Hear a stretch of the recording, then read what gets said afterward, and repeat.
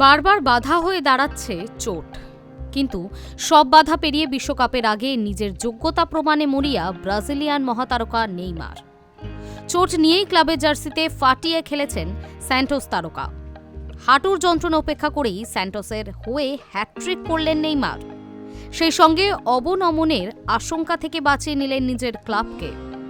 Brazilian সেরিয়াতে নেইমারের হ্যাটট্রিকে জুভেন্টাসকে ৩-০ গোলে হারালো স্যান্টোস। এই ম্যাচের হয়ে শেষবার নেইমার হ্যাটট্রিক করেছিলেন ২০২২ সালের এপ্রিলে। তখনও তিনি পিএসজির হয়ে খেলতেন। দিন কয়েক আগেই বাঁ হাঁটুর চোট নিয়ে মাঠের বাইরে ছিটকে যান তিনি। সেই চোট সারাতে মরশুম শেষে আর্থ্রোস্কোপিক সার্জারি করাতে পারেন ৩৩ বছর বয়সী এই তারকা। আপাতত পেন কিলার নিয়ে তিনি খেলা চালিয়ে যাচ্ছেন।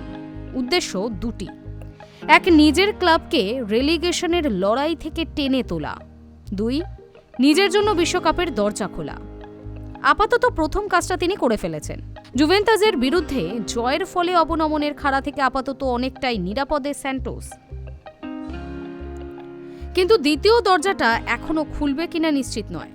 আসলে বহুদিন ধরেই ব্রাজিল দলের বাইরে নেইমার। ব্রাজিলের হয়ে শেষবার খেলেছেন ২০২৩ সালের অক্টোবরে।